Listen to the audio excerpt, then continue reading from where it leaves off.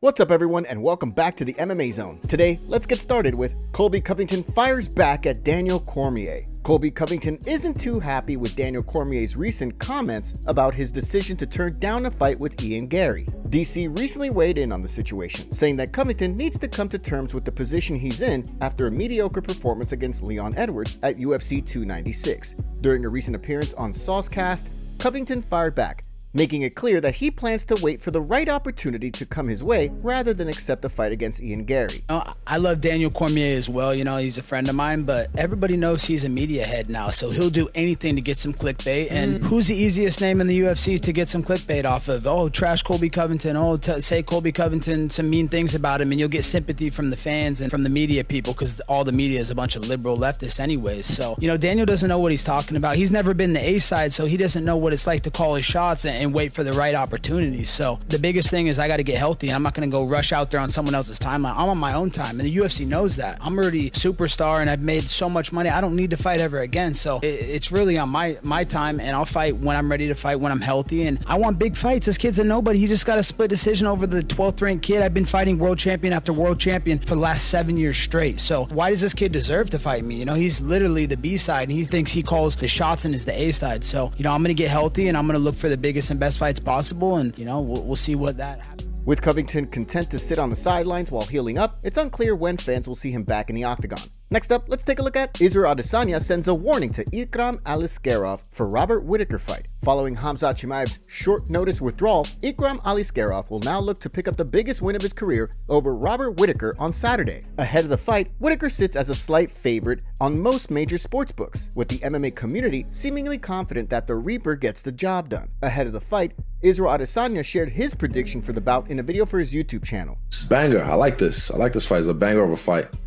But also this guy, who did he last beat? Walid Alves. Big step up in competition though, against Rob. Rob, former champion, still on the hunt, still dangerous. Yeah, I'm picking Rob in this fight. I think Rob's gonna beat the brakes off this guy. Like maybe from round 2 onwards. I think Rob gets past round 1, he starts to put it on this guy, and he's gonna feel a different beast. But who knows? We'll see. We haven't seen him against a competition like this yet. I just know how good Rob is, so I'm gonna go Rob. Probably 3 or 4 TKO. The prediction didn't sit well with Ikram Aliskerov, who fired back via a translator in an interview with MMA Junkie, explaining that he doesn't agree with Adesanya's breakdown. No, of course I'm not. I don't agree with this assessment, and I'll prove to everybody that I'm not going to be an easy fight for anybody. With a rare chance to beat a top-ranked fighter and insert himself into the title picture, despite being unranked himself, the stakes couldn't be higher for Aliskerov. Next up, let's take a look at Ariel Helwani and Michael Bisping go back and forth. Ariel Helwani and Michael Bisping have been engaged in a bitter back and forth as of late, stemming from Helwani's coverage of Conor McGregor's UFC 303 withdrawal. While Helwani was attempting to provide fans with updates on the situation, Bisping feels as though the longtime MMA insider prioritizes being the first to break stories rather than giving a complete picture. On a recent episode of his Believe You Me podcast, he went in on Helwani. Ariel Helwani's out there. A lot of the time he's posting and tweeting like he's an expert on everything, but he knows nothing. He's putting feelers out there because that's what he wants to do. That's his badge of honor. He likes to break news. If I hear of a situation, I'm not doing investigative journalism, trying to find out like my life depends on it, and I will risk everything so I can be the one to break it, because who gives a and it's none of your business. The comments didn't sit well with Helwani, who fired back on the Ringer MMA show. The idea that it's none of my business, it's quite literally my business to be reporting and be in the know. That's journalism. And he says, like, I'm not trying to be some investigative journalist. Yeah, I know you're not trying to be some investigative journalist. You're a slap fighting commentator. You're a bootlicker. You're a former bad boy who became a bootlicker who wants to stay in good standing and has realized, like the likes of Ali Abdelaziz, that it's better for you and your career in your pocket and more power to you to be on Dana's good side. So if he could see these clips, he'll be like, good on you, Mike. And so you have chosen to pick a fight with me or to discredit me in order to curry favor with your boss who gives you a few quid to commentate and be excited about slap fighting. To me, it's shameful, it's embarrassing, and that's why I refer to him as bootlicker Bisping now. And he can say whatever the he wants about me. Bisping then fired back on his own YouTube show. And just real quick off the top, I just got sent a video of Ariel Helwani going on a rant, calling me bootlicker Bisping and all the rest of it. Jesus Christ, Ariel. Jesus, buddy. Relax. We're having a laugh. We're taking the piss. My God. He says, oh, we've known each other for a long time. We have. I thought you could take a little bit of banter, Ariel. Bloody relax, my God. Bootlicker Bisping. I'll have that slap fighting gig. I've got the slap fighting gig. I'm a commentator in the sport, okay? My God. I can't remember all what he said. I was watching it, laughing my head off. Jesus Christ, Ariel. You're good at what you do, buddy. All right? Relax. Jesus Christ. During the latest episode of the MMA Hour, Helwani discussed the situation again after a fan asked whether he would be willing to go on Bisping's podcast to squash the beef. As he explained, not only is he in a place in his life where he doesn't want to have beef with others, but he and Bisping also became friends while both working for Fox years back. Because of that, Helwani revealed he would be open to squashing things with Bisping despite hitting back at the Count's recent claims. Next, let's take a look at Anthony Smith will call out Alex Pereira after UFC 303 win. Anthony Lionheart Smith and Alex Pereira have gone back and forth a number of times over the past year as a result of Smith's critical analysis of Pereira's skill set earlier in his UFC career. Now, ahead of Smith's upcoming fight with Carlos Ulberg at UFC 303, Lionheart has revealed that while his focus is on Ulberg, he may cut a promo on Pereira during his post-fight Octagon interview. During a recent episode of he and Michael Bisping's Believe You Me podcast, he weighed in on the situation after Bisping brought up a potential fight between the two. Yeah, I mean, I'm not really thinking about that, but think about it. Yeah, but I'm just worried. I'm just worried about Carlos Ulberg. Of course. He's a tall task. He's really good at what he does. He's young. He's hungry. He's got a big opportunity in front of him. And I got to remember that when these guys fight me, I'm their world title fight, and they're trying to make a name off of me, and I got to make sure that doesn't happen. And I think he's got an incredible skill set on his feet. But I'm going to test him everywhere else too. Yeah, I mean, if I cut a promo on Alex Pereira right afterwards, I mean, look at this. You have a lines up. Despite Smith and Pereira going back and forth in the past, Lionheart revealed on Submission Radio this week that as a person, he likes Pereira. I don't know him personally, but I've been around him enough and watched him interact with people. He's a good guy, and everybody in the back likes him. All the UFC staff says that he's really easy to work with, that he's very kind, that he's on time. He does everything that's asked of him from the UFC promotionally, from the blue shirts, which is the UFC staff that nobody sees, but actually are the wheels that really keep this train rolling. He treats all of them with respect. And I judge people off of how I see them interact with people who don't matter to them. And he's very nice. He's a very nice guy.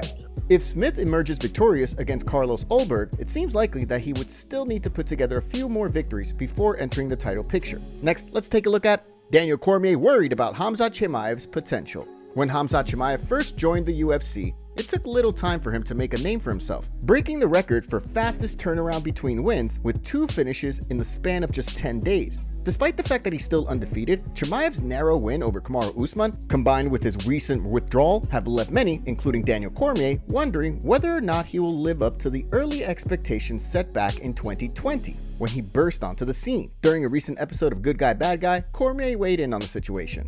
Because when Khamzat Chimaev started, right, he was on Fight Island, he fought twice in 1 week, looked amazing, went to the Apex, knocked out Gerald Meerschaert. He was so hot that everybody just thought he was going to be the greatest fighter. He could finish anyone. He was doing this thing at a level that I don't know is even sustainable. And then he goes in there with Khamzat Chimaev with Kamaru Usman, who is a former champion. And for him to win at this stage in his career is a massive accomplishment, even though Usman took the fight on short notice. Sure. But it felt like because of the decision, after what he did to Jing Liang, how he picked him up and slammed him and was talking to Dana the whole time, it seemed like in that victory, he lost a little bit of the lore that he had built around himself.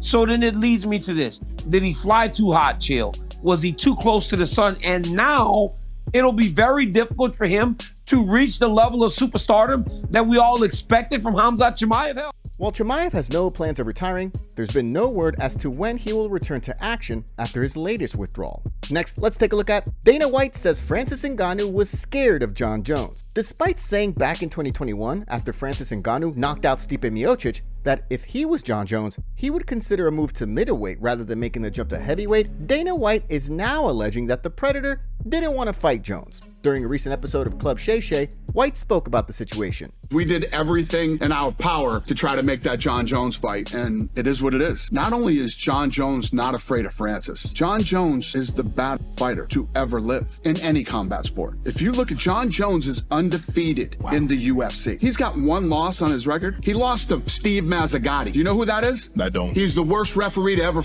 ref any fight, never lost, and he went through murderer's row. Yeah. Then he goes out for 3 years, comes back, and beats Cyril Gane. Like that. Easily. In my opinion, he does the same thing to Francis. What? 100%. Does the same thing to Francis. Francis didn't want to fight Jon Jones. There's nothing for him to prove now. He already moved up to heavyweight and walked through Cyril Gane. I mean, Francis Ngannou barely made it through Cyril Gane. Yeah. If Cyril Gane doesn't go for that submission, right, Cyril Gane wins that fight. While Ngannou has made it clear that the two can still fight, the UFC has shown they are unwilling to co-promote a fight with the PFL, meaning the odds of a Jones-Ngannou fight happening are slim to none. Now, let's shift gears and take a look at Jake Paul and Mike Perry go back and forth. Ahead of their short-notice boxing match on July 20th, Jake Paul and Mike Perry had a heated exchange on the MMA Hour this week. But July 20th, I'm going to show you who your dad is. That's for sure. All right. Yeah, it's funny that you've been saying that too, because you're the green one. You're very new to this game, and I'm going to show you how much you don't know. I'm going to teach you a lesson on July 20th. It's a fact, bro. I've been in this game a long time, and you came up and took the easy route. But I appreciate the opportunity that you have. You're 9-1 in boxing, and the only real fight you have was Tommy Fury. I'm going to do what he did to you, but much better. In the recent video for his YouTube channel, Daniel Cormier spoke about the fight, predicting that Perry will get the job done when the two share the ring. Can Mike Perry stalk him in the way that he stalks these guys in bare knuckle? And does the damage make Jake Paul start to question himself like he did to Luke Rockhold? What we have learned about Jake is that he possesses enough skills to cause problems for many in the boxing ring. He's going to be bigger than Perry. He's going to have more boxing experience than Perry. But does that equate? If I'm being honest with you, I believe that Mike Perry wins this fight. I think Mike Perry is going to make this fight just ugly enough to beat Jake. But if he doesn't, and if his game plan isn't ideal, he will find himself putting himself in dangerous areas, and Jake Paul can crack. Ahead of the fight, Jake Paul is opened as a heavy betting favorite over Mike Perry on sportsbetting.ag, with Paul as a -240 favorite and Perry as a +190 underdog. Of course, ahead of the fight, however, those lines could very well change. The MMA community goes off on Dana White for interview. In a recent interview, Dana White was asked about fighter pay. Here's what he had to say. Considering what's at stake, I think the pay should be more. Well, nobody really knows how much a lot of these guys make, and guess what? These guys don't want you to know how much they make either. Right. People that don't like the UFC, right, don't like me, right, or whatever it might be, and these guys don't know what these guys really make. And the other thing is that the money is spread out from the top to the bottom. Right. We have guys who would be considered journeymen in boxing who've made millions of dollars. Right. If you think you can do it better than me, knock yourselves out. Most of this narrative is by scumbag reporters, okay, who have never built anything in their life, have no idea what it's like to run a business, and who have no idea what it's like for people to depend on a paycheck from them. Here's what the MMA community had to say. Dana 101, don't answer the question and call someone a scumbag. I run a business. Considering UFC fighters are the product and not vice versa, the pay rate is a joke. Entirety of the narrative is that these fighters don't have close to a 50-50 split like big sports organizations. What did the earnings show? Fighters get 20-25%? The rest goes to line investors' pockets. Pretty easy. Pay the people that actually do the work. Yelling about something people can look up themselves or find out through a website and MMA media takes zero skill. He doesn't even make the fights. Also, his response doesn't debunk anything. Everyone thought WWE couldn't survive without Vince. Well, one day, Dana will be gone too, and the sport will be much better for it.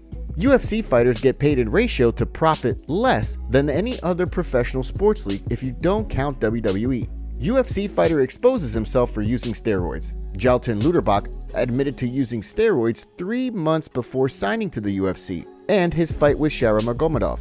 He posted on Instagram saying, "Thank you all for the messages of affection during this difficult time. I actually used juice 3 months ago and had no idea that I would sign with the UFC. I signed the contract 3 weeks ago, and so I figured I was in the clear. My case will be analyzed by Combat Sport Anti-Doping, and Sub-Zero will certainly be frozen for a few months without fighting or freezing anyone. I would like to say sorry to the UFC and to my opponent Shara. I will be frozen and not dead. I will be back soon." Top comments. I hope Leon KOs Bilal. This guy is so annoying. Whoever this Bilal guy is, I don't think he's finishing anyone in a fight, let alone Leon. New mythical fighter, Healthy Khamzat. Remember how clear Strickland made it while he was champ that the belt didn't mean ish to him and he just wanted to fight people?